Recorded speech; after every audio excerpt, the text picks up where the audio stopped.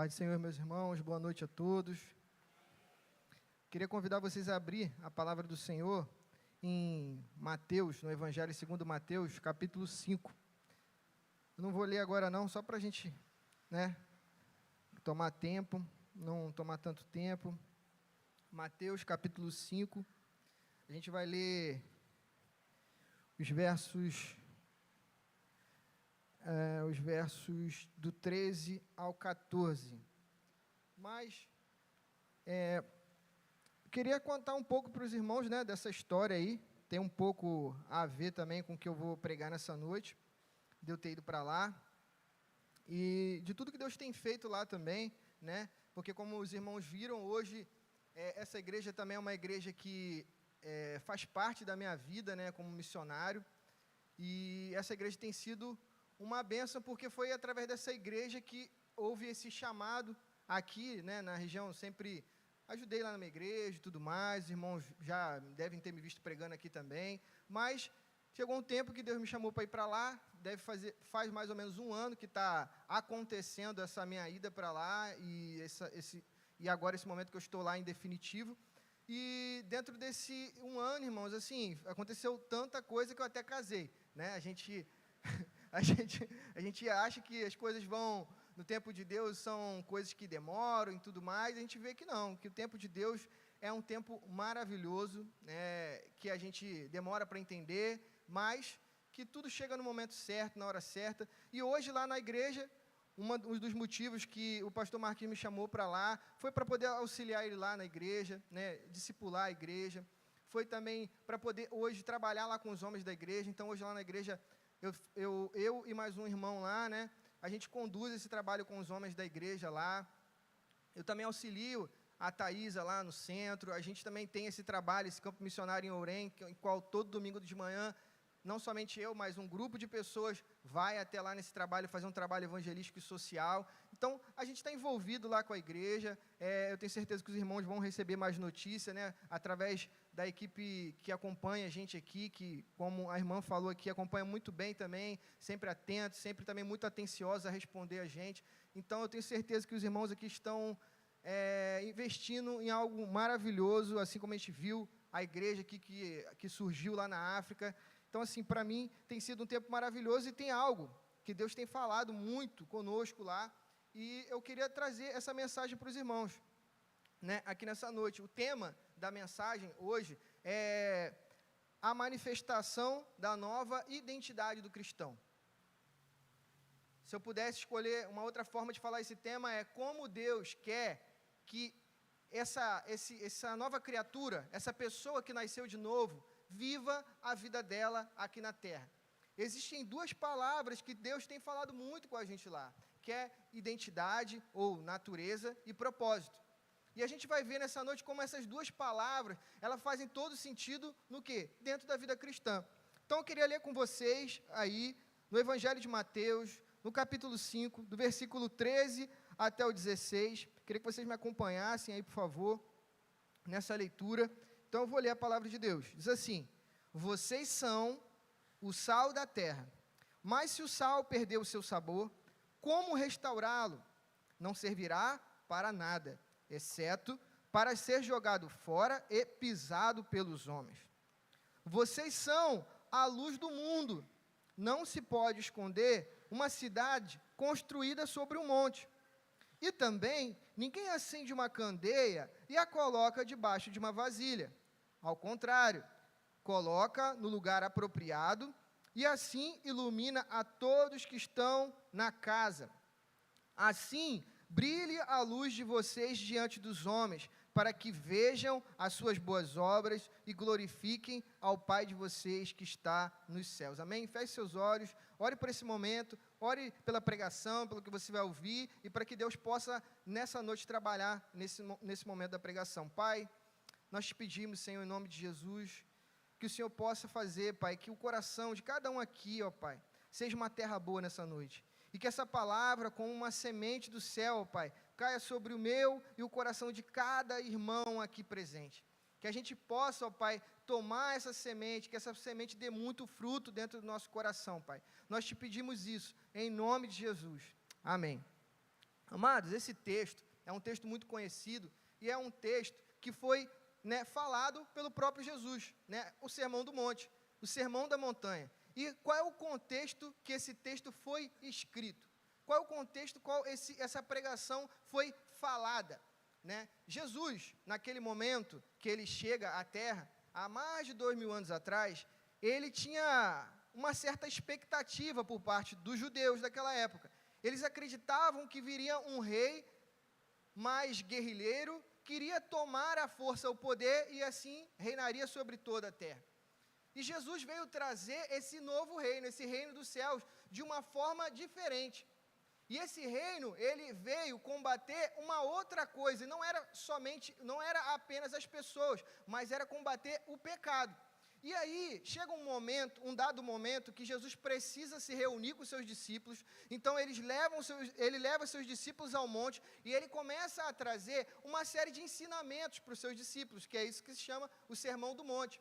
Então, a gente olha para o Sermão do Monte, para esse sermão a gente vê lá que a gente não pode adulterar, que a gente não pode matar, e esse sermão que fala que nós somos a luz do mundo, o sal da terra, esse sermão que não é um sermão que fala para a gente o quê? Como ser salvo. Pelo contrário, esse sermão, ele fala sobre a vida daqueles que são salvos. Jesus estava querendo trazer para nós uma referência de como o cristão deveria agir no mundo. Para quê, irmãos? Para que a gente não ficasse perdido. Porque Jesus sabia que aqueles discípulos que estavam com ele ali, a qualquer momento, eles poderiam se enganar. Eles poderiam seguir um outro tipo de doutrina, uma nova forma, um novo estilo de vida.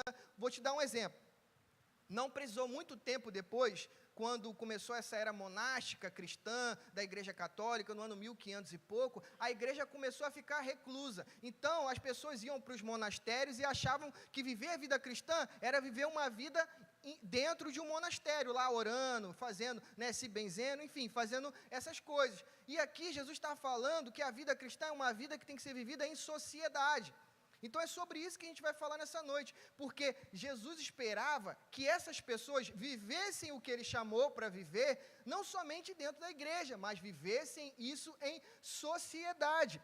Então, quando Jesus fala aqui, como vocês perceberam, logo no início ele fala assim, vocês são a luz, vocês são o sal da terra, e depois ele fala assim, vocês são a luz do mundo. Então Jesus não fala, quando vocês agirem de determinada forma, vocês serão.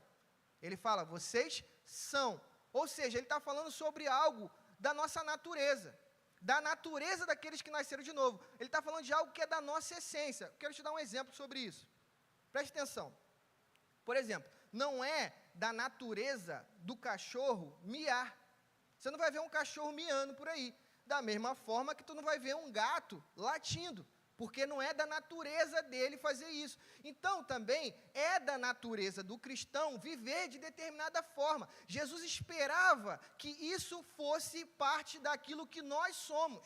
Isso não é algo que a gente tem que se tornar, isso é algo que nós somos. Então, ele fala assim, vocês são o sal da terra, vocês são a luz do mundo. Então, Jesus está falando aqui nesse momento da natureza do que ele nos criou, do propósito, da forma e da maneira que ele nos criou para ser. Então, passando o seguinte, você vê nesse texto, a gente leu a parte final do capítulo 5 aqui. Se você voltar um pouquinho, você vai ver que Jesus fala sobre os pobres em espírito. Ele fala sobre os que choram, bem-aventurados que choram, os humildes, os que têm fome e sede de justiça, os misericordiosos, os limpos de coração, os pacificadores.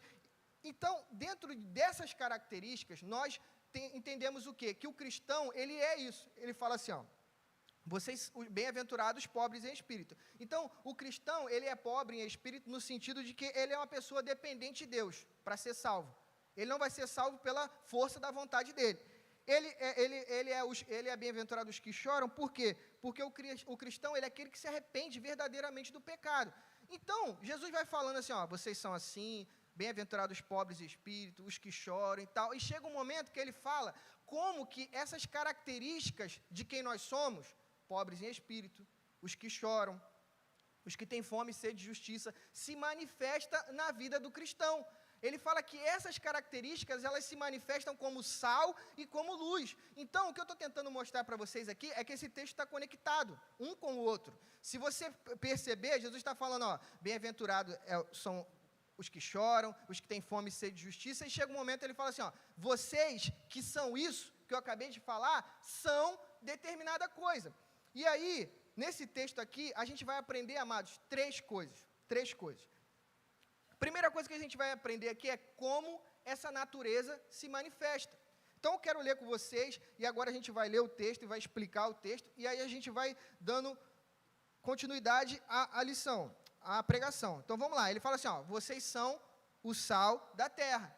Então, Jesus compara esse homem, essa mulher que nasceu de novo, ao sal. Então, naquela época, como vocês já devem saber, não tinha energia elétrica, então as pessoas usavam o sal para preservar os alimentos e para temperar os alimentos. Então, Jesus está falando que é da natureza do cristão, dessa pessoa que nasceu de novo, ter esse tipo de comportamento, ou ter esse tipo de efetividade na vida, na sociedade. Ele é uma pessoa que, quando chega em determinado lugar, ele impede que aquilo ali apodreça, e ele também é uma pessoa que, quando ele chega no lugar, ele consegue tirar algo melhor daquilo que as pessoas estão fazendo de determinada forma. Vou dar um exemplo. Por exemplo, o casamento. O cristão deveria ser a pessoa que extrai do casamento o melhor. O cristão deveria ser a pessoa que extrai do fato de ter um filho a melhor coisa. Por isso que ele é o sal, porque ele não só preserva os casamentos que estão em volta de acabar, mas ele consegue trazer do casamento algo que as outras pessoas que não são cristãs conseguem tirar. Amém? Então ele continua, ele vai dizer assim, ó, mas se o sal perder o seu sabor, como restaurá-lo? Não servirá para nada, exceto para ser jogado fora e pisado pelos homens. Aí ele vai falar depois assim, ó, vocês são a luz do mundo. Então, esse cristão, essa pessoa, lembre-se que eu estou falando como essa nova vida que nós temos se manifesta na sociedade. Essa é a primeira lição. Então, a gente viu que ela se manifesta para impedir a deterioração da sociedade, que a sociedade apodreça. Ela também faz com que o cristão tire o melhor da sociedade, temperando a vida, e ele também fala aqui que o cristão é aquele que é a luz do mundo, ou seja, ele é aquele que ilumina aquilo que ninguém está conseguindo iluminar. Então, quando as pessoas chegam perto de um cristão, elas deveriam ter mais clareza sobre a vida. Elas não deveriam ver, por exemplo, pessoas tão ansiosas, porque esse cristão, ele sabe que Deus é o Pai, ele diz que sabe que Deus cuida de todas as coisas, que Deus é soberano. Então, quando uma pessoa que não é cristã, é normal ela ter ansiedade, é normal ela ter algum problema com a família dela, de determinada. Não estou falando também, irmão, que tipo assim, né, que isso não vai acontecer com a gente. Mas o que Jesus diz é que deve haver uma clareza maior por parte dos cristãos sobre a vida.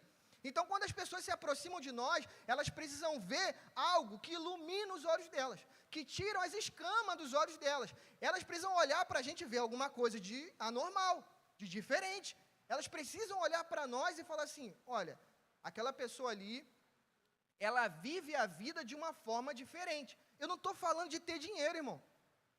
Eu estou falando de ter uma sabedoria sobre a vida, sobre como conduzir, por exemplo, a sua empresa. Olha, essa pessoa conduz a empresa de uma forma diferente. Está vendo? Parece que ela não está o tempo todo tentando ganhar dinheiro dos outros, explorando as pessoas. Parece que para ele, a forma de enxergar as coisas é mais simples. Então, como Deus escolheu que a vida do cristão se manifestasse na sociedade? Primeiro, restringindo que a sociedade apodrecesse. Segundo, temperando a vida. E terceiro, clareando as coisas, e eu vou te dar alguns exemplos para isso. O primeiro exemplo está num livro de um filósofo que se chama Kyle Harper, e ele fala sobre, no ano 300 da história da humanidade, existia uma forma de tratar o casamento, certo? Hoje, o casamento é visto de uma forma pela sociedade, aqui, mas há 1.700 anos atrás ele não era visto dessa forma. Então, esse filósofo, o Kyle Harper, ele aponta que a primeira revolução sexual que aconteceu na história da humanidade foi através do cristianismo. E olha só o que ele fala nesse livro. Ele fala o seguinte, que há 1.700 anos atrás, as pessoas que tinham uma classe social elevada, elas poderiam escolher ter relação sexual com quem elas quisessem, além da esposa dela. E a esposa não tinha problema com isso, porque eles eram poderosos e eles escolhiam, e era assim que a sociedade funcionava. Só que aí veio o cristianismo, como o quê? Como o sal, salgando, tirando o melhor do casamento, impedindo as coisas de apodrecer, e começou a trazer uma nova forma de enxergar o casamento. E aí aconteceu a primeira revolução sexual da história da humanidade, porque agora os cristãos começavam a ser marido de uma só mulher, só podendo ter sexo consensualmente com a mulher, porque senão isso era estupro, isso não era considerado na época. Então você vê como um simples fato revolucionou a história da humanidade. Hoje é uma coisa completamente anormal você falar assim, você pensar que alguém chegaria só porque ele é o, sei lá, um deputado federal falou, eu quero ter relação com aquela pessoa lá, pode vir. Você não pensa que isso é uma coisa normal. Por quê, irmãos? Porque o cristianismo, ele sempre foi sal. Isso não é uma novidade.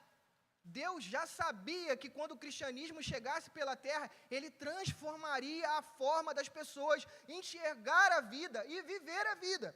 O segundo exemplo é o seguinte, a forma de ética cristã que hoje todo mundo segue e acha que é uma ética que não é cristã. Vou te dar um exemplo.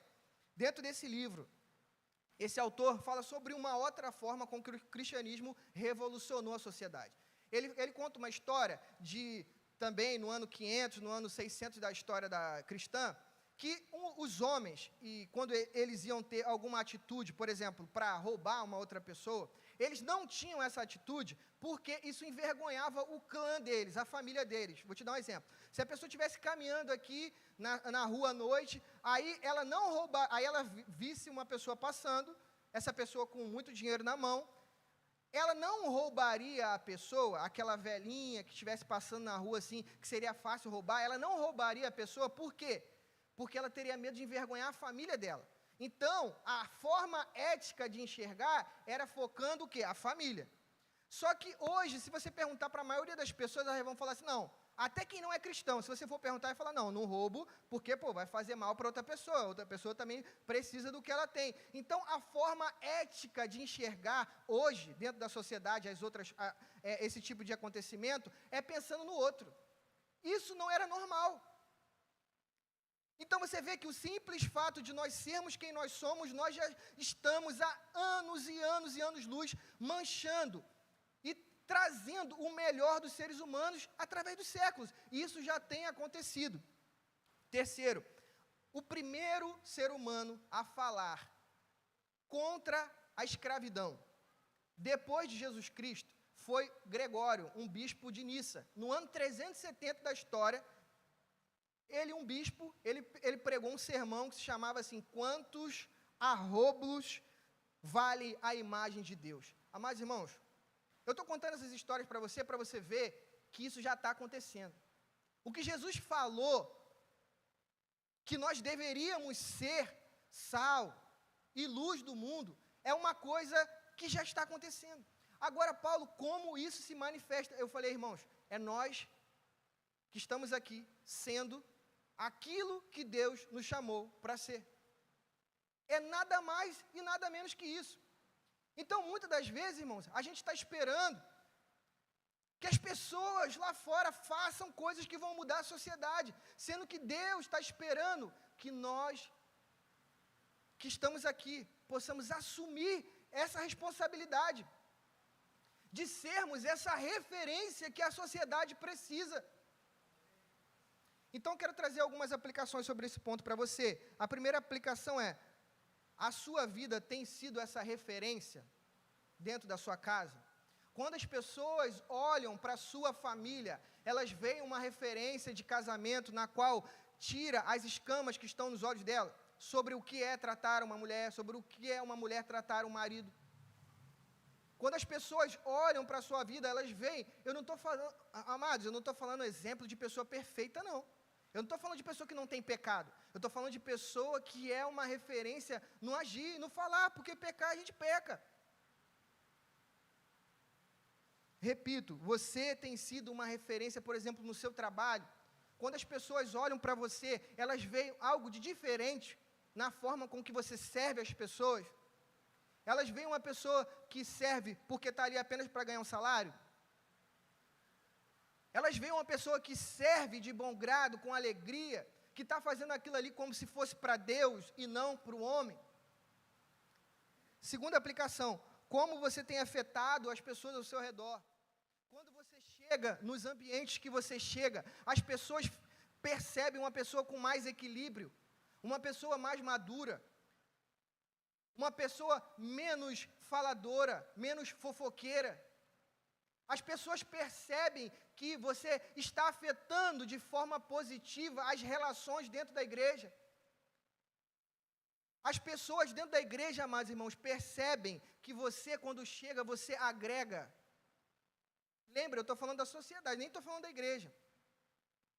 As pessoas no seu ambiente de trabalho, as pessoas da sua família têm observado isso.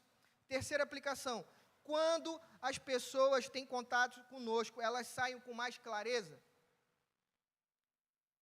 Quando as pessoas entram em contato com você, elas saem mais confusas sobre a vida ou saem com mais clareza sobre a vida? Saem mais esclarecidas. Quarta aplicação, o mundo não vai conter o avanço do mal.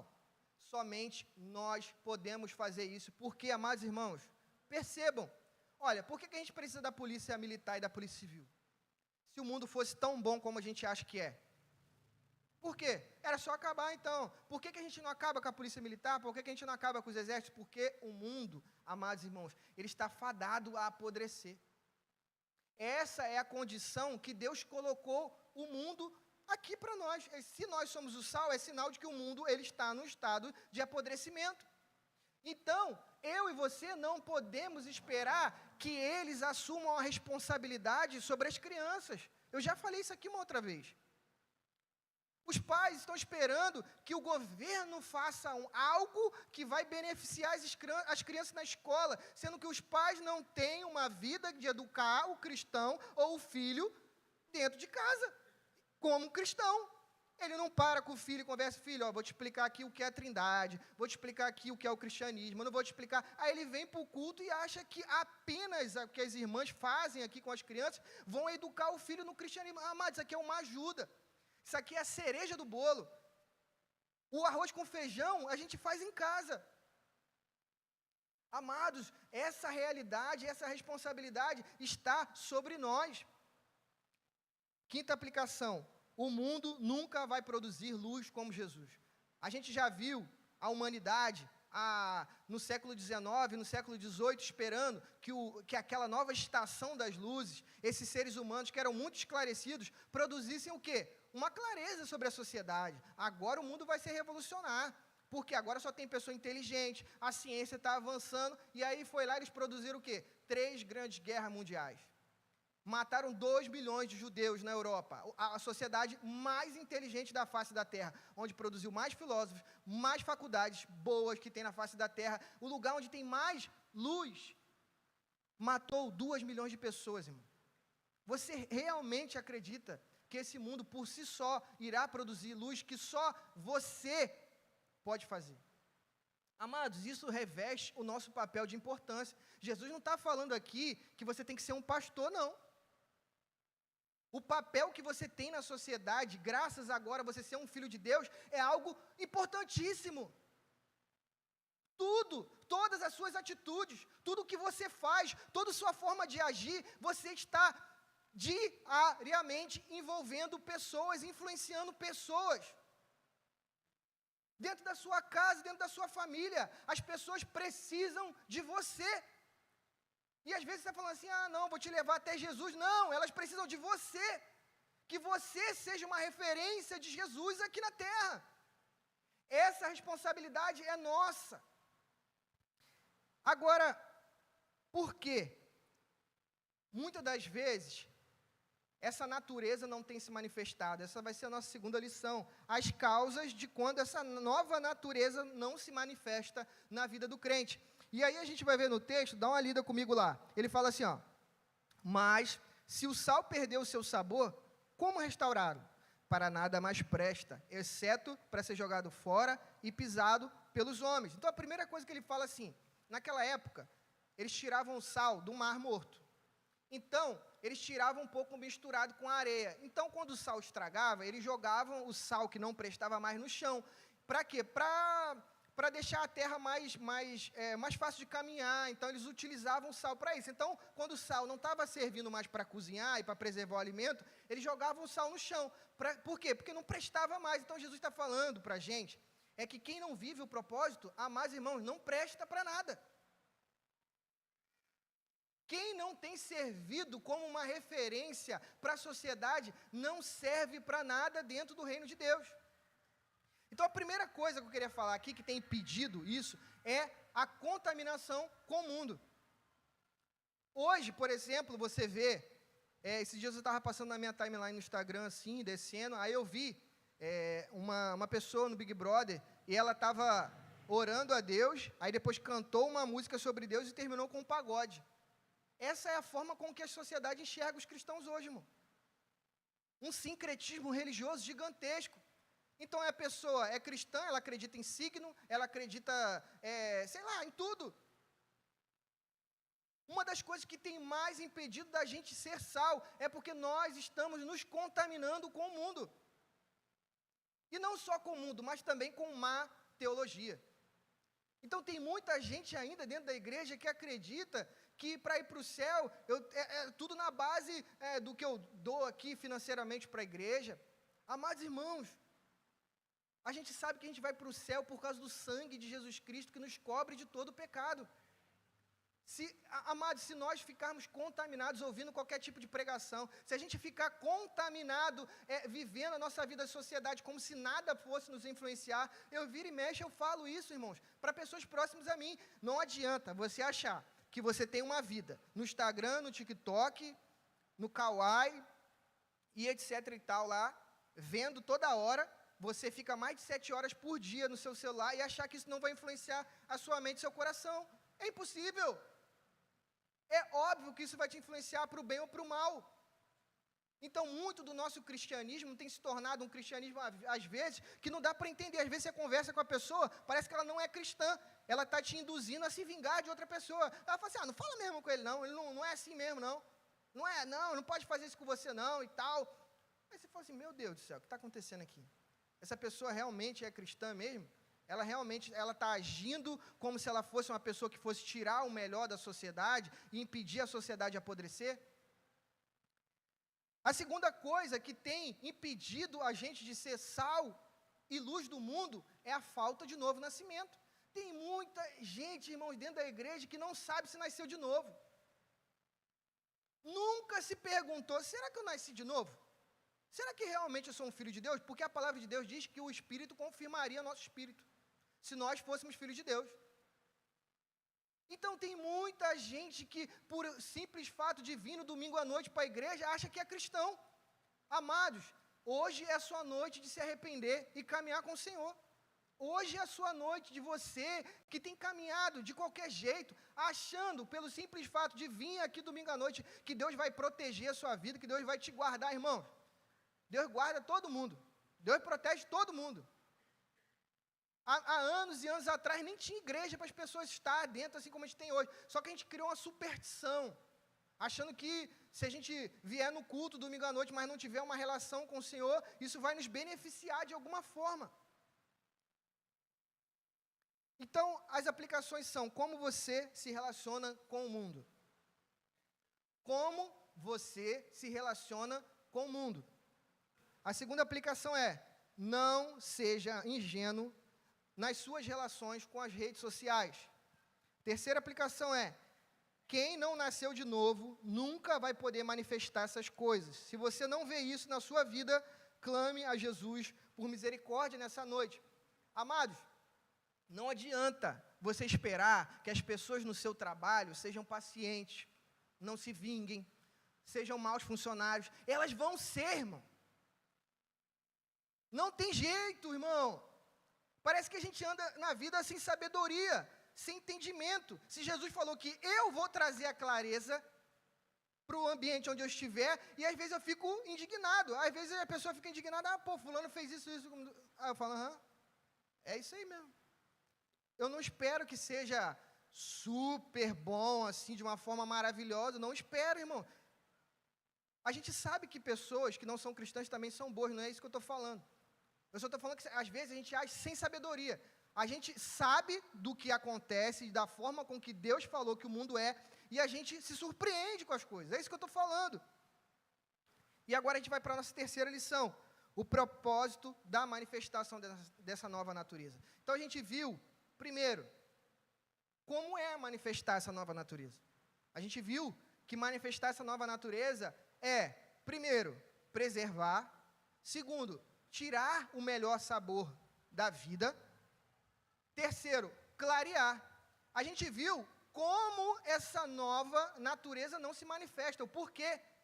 E por que ela não se manifesta? Por falta de novo nascimento e contaminação. Agora a gente vai ver por que Deus escolheu isso para mim, para você. Qual é o propósito de Deus com isso? Está lá no final do versículo 16. E assim brilhe a luz de vocês diante dos homens, para que vejam as suas boas obras e glorifiquem ao Pai de vocês que está no céu. Amados, Deus escolheu porque Ele quer ver que os filhos dele fazem o bem para a sociedade. Deus escolheu essa forma, se revelar através da sua vontade, da sua glória. Nós, infelizmente, acreditamos que Deus quer se revelar através do seu poder apenas. Então a gente fica igual os discípulos, Senhor, caia fogo do céu aqui, mate. Não, Deus quer se revelar também através da sua vontade e da sua glória. E o que é, irmãos? A vontade e a glória de Deus. Não sei se você lembra, mas quando você lê Êxodo 33, Moisés pede para ver o quê? A glória de Deus. Aí Deus fala assim, Moisés, você não pode ver. Você não pode ver minha glória. Mas eu vou fazer ela passar totalmente diante de você. Aí você imagina assim, bom, Moisés agora vai ver algo, extraordinário, uma coisa assim de outro planeta e tudo mais. Aí Deus desce numa nuvem e proclama. Ele fala assim, Senhor, Senhor. Deus começa a falar para Moisés, sabe o quê? O que ele é. Então, o que é a glória de Deus, irmãos? É quem ele é o caráter dele. Ele fala assim, Deus, Deus, Senhor, Senhor, Deus onipotente, Deus bondoso, Deus misericordioso, Deus que perdoa o pecado de geração em geração, que castiga também o pecado dos filhos nos filhos. Deus começa a falar para Moisés, sabe o que sobre a glória dele? Moisés, a minha glória é quem eu sou. Eu quero que as pessoas conheçam a minha glória. Sabe como elas vão conhecer? Quando elas verem na nossa vida a glória de Deus. E a glória de Deus se manifesta na nossa vida quando nós somos o que Deus quer que nós sejamos, irmãos. Amor, bondade. Não é isso que ele falou que eram os frutos do Espírito? Amado, tudo faz sentido. O que Deus está falando é, você quer que a sua família veja a glória de Deus? Amado, ame a sua família. Às vezes você está pedindo, Deus salva, e Deus está falando assim, eu quero revelar a minha glória através da sua vida, para a sua casa, para a sua família. Deus quer ver o bem da sociedade através de você, mas para isso, irmãos, inevitavelmente você vai ter que parar o quê? De viver para você mesmo. Não foi isso que ele falou, que agora a gente morreu? Não foi isso que o apóstolo Paulo falou lá em Gálatas, que agora nós estamos mortos para os nossos pecados? E agora nós ressuscitamos em Cristo? Porque, amados, agora é uma nova vida. É uma nova forma de pensar, de agir, de entender como acontecem as coisas. Então, Jesus está falando aqui para a gente que Ele escolheu se revelar através da sua glória, através da sua vida. E a segunda coisa que a gente aprende é que glorifica quem, irmãos? O Pai. Você sabe que no Antigo Testamento não era normal chamar Deus de Pai? O Deus de Jesus Cristo revelou o Deus que é Pai, que é o nosso Pai. E, amados, tem alguma coisa melhor para um pai do que ver um filho que dá a ele orgulho? Não tem.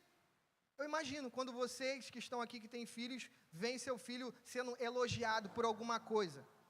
Olha, seu filho tem sido uma bênção lá. Isso não glorifica os pais terrenos? Não é bênção para o pai ouvir isso do filho? Não é maravilhoso? Agora, amado, você e eu temos a oportunidade de glorificar o Pai que está nos céus. Isso quer dizer que eu e você podemos ser um motivo da alegria de Deus. Você pode ser o motivo da alegria de Deus hoje. Isso não está dependendo de mim. Isso é a nossa responsabilidade. E a segunda coisa é, qual o propósito da sua vida? Por que Deus te mantém vivo? Amados, nesse pouco tempo de vida que resta para nós que estamos aqui, por que Deus te mantém vivo? Para quê? Qual é o objetivo da sua vida? Qual é o propósito da sua vida? Por que Deus te mantém vivo? Por que para Deus é proveitoso te manter vivo?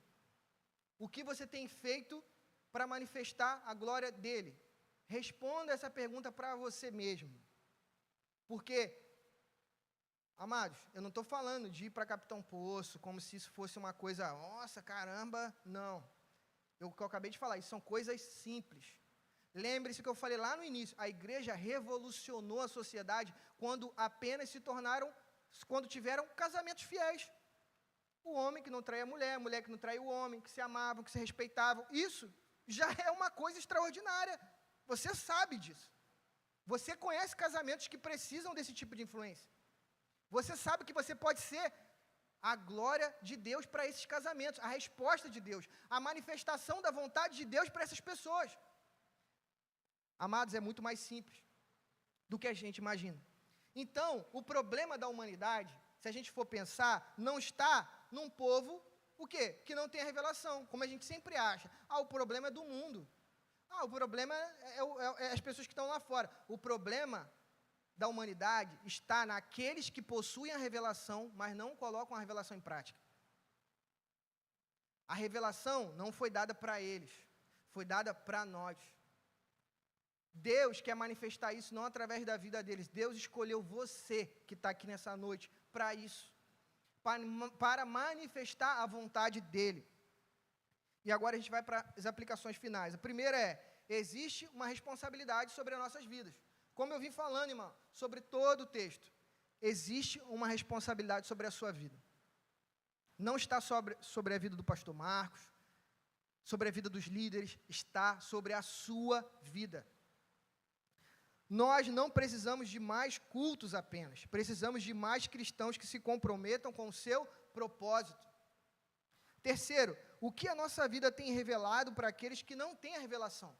Amados, muitas das vezes as pessoas que não são cristãs, elas quando estão de frente com o cristão, elas só veem pessoas preconceituosas, que só sabem falar mal da vida dos outros, e falar, você não faz isso, você não faz aquilo, você não faz aquilo outro, e que você faz isso, não faz aquilo, o tempo todo, só criticar a pessoa porque a pessoa bebe, porque a pessoa fuma, e por causa disso, por causa daquilo. Aí agora eu te pergunto, por que a nossa atitude não é mais propositiva? Por que a gente é tão reativo? Por que a gente não agrega mais? Por que a gente apenas quer afastar as pessoas? Amados, tem muita crítica que as pessoas fazem à igreja que a gente precisa ouvir e analisar. A gente precisa ouvir.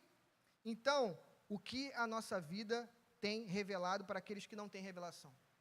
Às vezes você chega perto de alguns cristãos e parece que, assim, está chegando perto de uma pessoa que não tem alegria alguma. E é impossível, você encontrou o reino dos céus, você encontrou a pérola de grande valor, você diz que encontrou o Deus da sua vida, alguém maravilhoso, que te deu o céu e a terra, e você vive como se fosse uma pessoa carrancuda, que não tem nada de bom para falar para ninguém, que ninguém pode esperar nada de bom de você, que não passa o bem para as pessoas, que as pessoas não têm prazer de ficar ao lado. Você está entendendo? Nossa quarta aplicação, Deus quer ser conhecido pela sua vontade e não reconhecido pelo seu poder. Nós temos sido manifestação da vontade de Deus. Sabe, irmãos, é muito bom quando Deus cura alguém aqui, maravilhoso. Deus quer ser reconhecido pelo seu poder também, mas não apenas isso. Ele escolheu ser conhecido pela sua vontade. Sabe quando ele escolheu isso? Quando ele escolheu se revelar através do amor. Porque pensa comigo, ele poderia fazer o seguinte, ele poderia colocar Satanás dentro de uma gaiola, um exército de anjos andando aqui na terra e falando, quem não aceitar Jesus vai para o inferno. Todo mundo ia aceitar Jesus. Rapidamente. Imagina a cena, passando aqui, um exército de anjos com Satanás preso numa gaiola, ele falando, quem não vai para o céu, quem não aceitar Jesus vai para o inferno. Todo mundo. Só que ele escolheu se revelar pelo seu amor. Ele escolheu a cruz. Talvez você possa pensar, poxa, mas foi a forma mais difícil. Deus escolheu se revelar através do amor, irmãos, porque Ele é isso na sua essência, Ele é amor. É por isso que Deus é trindade, é por isso que Deus é Pai, Filho e Espírito Santo, porque eles têm uma relação. E só um Deus que é um e é três pode ser amor. Pensa, como um Deus que é um vai amar alguém? Como o mundo poderia ter começado com amor, se Deus não tivesse outras pessoas para amar? Deus é amor porque Deus é um e é três, irmãos, e foi isso que a forma com que Ele escolheu se revelar à humanidade, através do amor. É por isso que Ele emplacou o Filho dEle na cruz, por mim e por você. Então não ache que Deus vai querer se revelar através da sua vida de outra forma. Ele quer ver através da minha e da sua vida esse amor. E é por isso, irmãos, que lá em 1 Pedro, capítulo 1, versículo 2, 1 Pedro, capítulo 2, versículo 9, diz assim, mas vós sois geração eleita, sacerdócio real, nação santa, povo de propriedade exclusiva de Deus. Para quê? Para anunciar as grandezas daquele que vos chamou das trevas para a luz. Então ele fala, aqui a mesma coisa que eu estou falando, ele fala, vocês são, presta atenção, isso faz parte da sua natureza, isso é quem você é, isso não é quem você tem que se tornar, vós sois geração eleita, então nós somos aqueles que Deus escolheu. Terceiro, sacerdócio real, nós somos aqueles que podem ter uma intimidade com Deus, que pode trazer Deus à terra, assim como os sacerdotes traziam, expiavam o pecado do povo, nós somos aqueles que podem ter comunhão com Deus, então isso é quem você é. Nós somos povo de propriedade exclusiva de Deus, nós somos o povo que Deus comprou, irmão. Isso é quem nós somos. Você está entendendo? Se nós não entendermos quem nós somos, é por isso que eu falei lá no início, se nós não entendemos a nossa natureza, do que nós fomos criados, do que nós fomos feitos, que nós somos participantes da glória de Deus, nós somos DNA de Deus, nós somos filhos de Deus, nós fomos chamados filhos da luz, nós somos aqueles que são de Deus. Se nós entendermos quem nós somos, nós vamos entender o que Deus nos chamou para fazer aqui na terra, o nosso propósito. É por isso que tudo, irmãos, se baseia nisso, na nossa natureza e no nosso propósito. Amém? Então, quero que você feche seus olhos agora, eu queria orar com você, nesse momento. Pai, nós te louvamos, Senhor, por esse momento. Te agradecemos, ó Pai, pela Tua palavra. Senhor, que essa palavra, assim como tem sido um incômodo para os meus ouvidos, uma coisa que tem, perturbado a minha mente, me chamado a minha atenção, que ela seja para a vida dos meus irmãos. Que os meus irmãos aqui nessa noite, ó Pai, saiam daqui com essa palavra no coração. Que eles saiam daqui, ó Pai, pensativos e reflexivos, que eles são a resposta para o que eles estão esperando aqui na terra. Que eles saibam, Pai, que eles são a resposta de Deus para o casamento deles.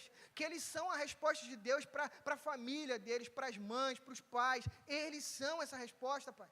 Que o Senhor, Pai, possa, em nome de Jesus, fazer crescer isso em nós.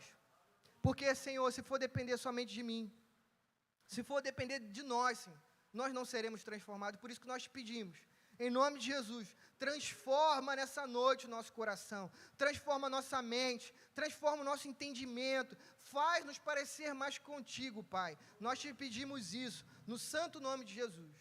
Amém. Amém.